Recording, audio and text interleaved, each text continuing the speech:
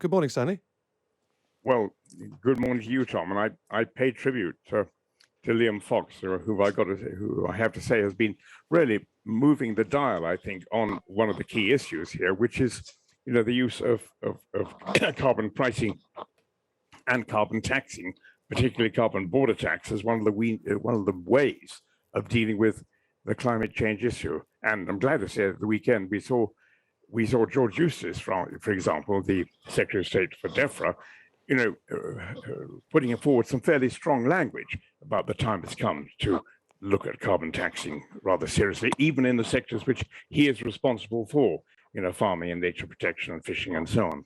Well, that's exactly what I wanted to talk to you about, Stanley. That's the main argument, I think, in your pamphlet with Liam Fox, the need for carbon pricing. Just in case people don't understand, that's, of course, the business of attaching a price on carbon that is used to make goods when you're selling them around the world, and therefore a carbon tax would be something you would charge on goods coming from China or wherever that have very high carbon usage for their manufacture. And the idea would be you price people out of making goods with high energy carbon anyway. Now, Stanley, the argument makes obvious sense. You've just explained it. We've talked about it with Greg Hands. Greg Hands also this morning, the Energy Minister, telling us that it's something that the government is looking at. The key thing is, it's not on the table at COP, though, is it? It's nowhere to be seen. It simply won't be discussed at the most important meeting in at least 5 years, if not half a decade.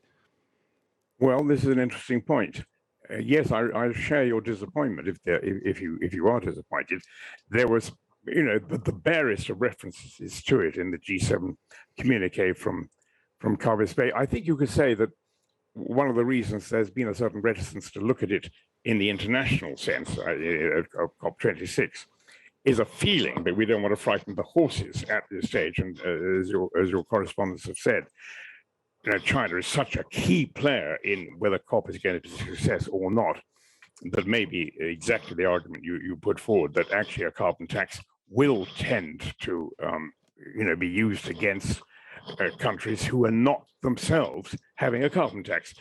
I'm talking now about, of course, the carbon tax in its cross-border tax, where you would say it applies if a country is simply, undercutting our manufacturers by not applying, stringent standards themselves, including pricing. So yes, I think it's been, perhaps you could say, a little bit of political hesitation to elevate the issue. And the other point, of course, is you don't really need an international agreement on a carbon tax to proceed with carbon taxes. This is something which countries can do by themselves. By the way, groups of countries can do it by themselves, and the EU is perhaps further in advance on this one than anybody else is, because there's a serious proposal on the table now for an EU cross-border tax. So yes, I would like to see, nonetheless, I'd like to see Glasgow come up with some strong language somewhere, some exploratory language saying you got to go down this route. Because what is it really it's doing? The carbon tax is simply saying the polluter pays principle applies. The polluter pays principle was something we adopted as a nation because we were part of the EU way back in 1976. It does apply, and it has to apply here because this is, everybody says, an existential crisis. Yeah. Stanley, I think we're just going to try and ask you to move your microphone up just a little bit. I think it might be rubbing on some clothing or your chin or something like that. But it does rather sound like, you are a little bit disappointed with the British government for not putting a carbon tax on the table at COP right here, right now. Well, put it this way, it, as I said, does not require international agreement, but I think it would be a very, very good idea for Glasgow to simply say, look, WTO, this is coming down the track. We certainly don't want you, WTO, to be raising, difficulties and objections and so on and so forth when countries perfectly legitimately say, we do believe. And take it, just take the key issue. Where has Britain succeeded? Yes, we've succeeded in decarbonizing our economy, but to quite a large extent by exporting, as it were, industries to other countries, and we now import products we could have made ourselves.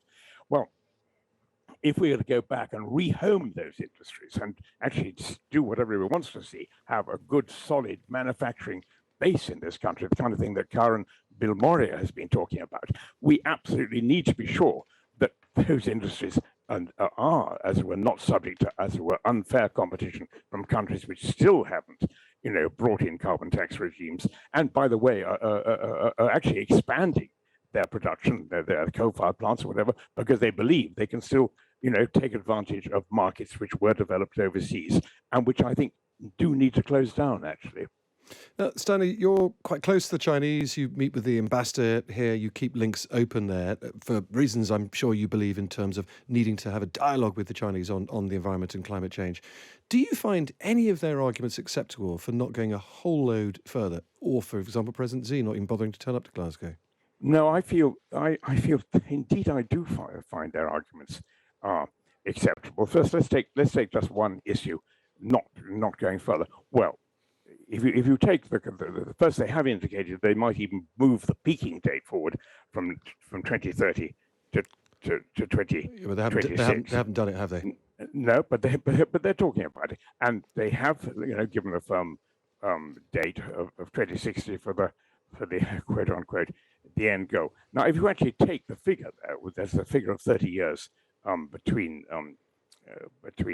2030 and 2060. That is to say, they're going to go from peak to zero, probably faster than almost any other industrialized country in the world. So that's the first thing. Second thing, don't let's forget that China is still, in terms of per capita emissions, like 1/3 of the US per capita emissions. And the third point, I make this very briefly, I do take a historical view of this. If you look at the figures, I mean, the UK itself is historically responsible for about 5% or 4.8% of total CO2 emissions.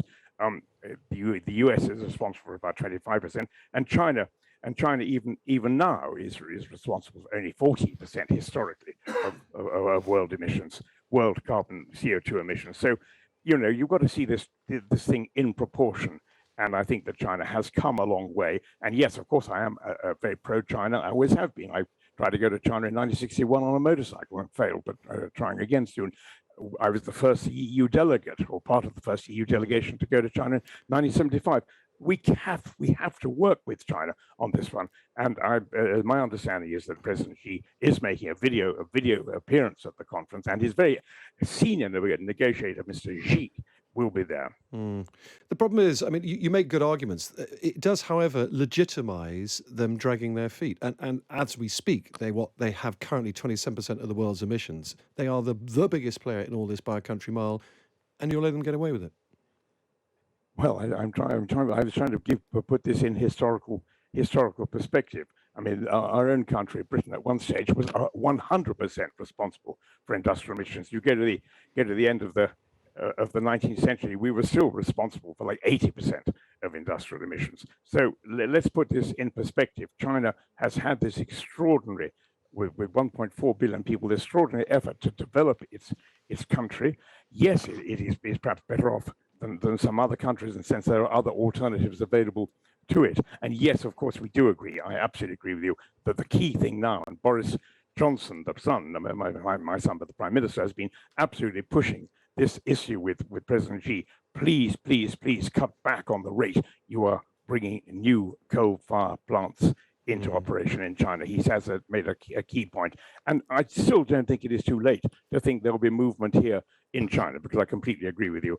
What China does is very important for the whole success of the conference. One final question on China, Stanley. The AUKUS deal, the great new Pacific Pact between the UK, Australia and the US, that was only agreed a month or two back. The timing does seem to have considerably upset China. Do you think the timing might have put things back a bit with China's promises on climate change? No, I don't see this myself. I think, in a sense, these are delinked, because the issue we're talking about today with climate change is so important that it, to my mind, far outweighs political alliances of one kind or another, or even, I should say, political prejudices of one kind or another. I mean, how are we going to deal with it in this country? Well, not by a particularly Tory program of action. I mean, if you look at that plan which the government has produced, well, you could say it's a program totally apt for climate change. And I think it's been credited by no less an authority than John Deeban as being fit for purpose. But you can't say that is a normal and natural sort of Tory document. My point here is this issue is probably transcends party politics, the climate change issue. Let's talk about your son, Boris. You brought him up there. Do you think he could have done a little bit more this year on climate change? Arguably, he's talked a lot about it at the moment, but the first time he actually gave any speech on climate change at all this year was in New York last month at the UN General Assembly. Would you have liked him to talk about it just a little bit earlier? Well, I'm not sure I agree with that. But I think I can go back to his speech at the General Assembly in 2020, which again did prefigure a huge effort on preparations for COP and so on and so forth, which of course were then postponed in the light of COVID and so on. No, I hard to imagine, frankly, objectively speaking, anybody could have put this up front, more up front than the Prime Minister. In fact, I keep on getting telephone calls from people like you saying, well, how come Boris is putting this right up the front of his agenda? Are you influencing him? I say, no, I'm not influencing him at all. The fact that he grew up on Exmoor is irrelevant. He is applying his mind to the problem. And when the government came out, as it did earlier this year, I think it was in April or March, with a document which said our two international priorities are biodiversity and climate change, that is because this is the application of brain to a problem. By the way, on the biodiversity front, looking at COP, we can expect, I think, a major statement to come out, maybe early in the proceedings, about world leaders talking about nature and forests and the importance of those. We've been talking about that, but this one, the deforestation, will be very interesting. But just quickly on Boris, I mean, he has had a bit of conversion, hasn't he? Stanley, you've been doing this since we've been discussing 1976, since I was 3 years old. You've been at this for so long. But your son has written some pretty horrendous things about climate change, about wind power. He said, was it strong enough to blow, was it the skin off a rice pudding? He has converted. Who converted him? Was it you or someone else? No, I'm not going to claim any credit at all. Yes, I wrote a book in 1970 called The Politics of the Environment, published by that wonderful man called Tom Stacey. Here's to you, Tom. Whether or not in 1970, and by the way, that was tremendously influenced for me by Teddy Goldsmith. Teddy, of course, was the brother of Jimmy Goldsmith and the uncle of Zach and Ben. These are the people who've influenced me in my, as it were. Well, what happened to Boris? What happened to your son? Well, I think who gave him the Kool-Aid to drink? I think he might well have read The Politics of the Environment way back in 1970. And I then, of course, did also write several books about population, and that's a key issue which is not going to crop up at Glasgow, but is nonetheless extremely important.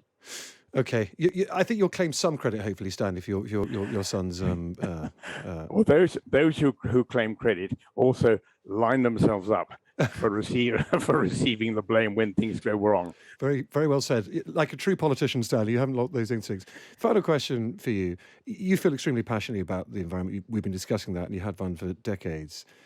Are you ever tempted to march on these issues? And do you ever feel tempted to join the likes of Extinction Rebellion or Insulate Britain, making protests on the streets? Well, I mean, you will find in your files some photographs of me wearing Extinction Rebellion badges addressing the crowds in Trafalgar Square. I am thoroughly in favor of people like Greta Thunberg, and I'm thoroughly in favor of peaceful demonstrations. In fact, I would say one thing about Glasgow: whatever happens, this is going to be a success because it will prove that it's not necessarily leaders who move events, it is people who move events. And I think we will see, even possibly at Glasgow, politicians scrabbling to run and catch up with actually public opinion, and public opinion has been energized partly by people like Stanley. Peaceful demonstrations, sure, but what about law-breaking demonstrations, sitting on the streets, blocking traffic?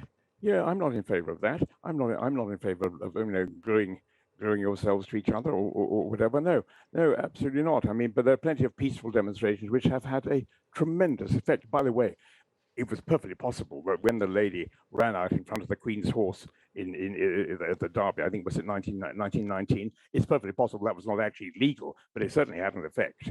No, I think these people, by the way, I think Greta Thunberg, I very much hope she is given a floor. Whatever happens, her presence in Glasgow today will serve to energize again this event. And I take credit also, I give credit also to Alok Sharma. I think he's done a great job bringing things together. And I think, we're going to get there. We're going to get somewhere. We're going to get, to 2.2, to 2. Who can tell?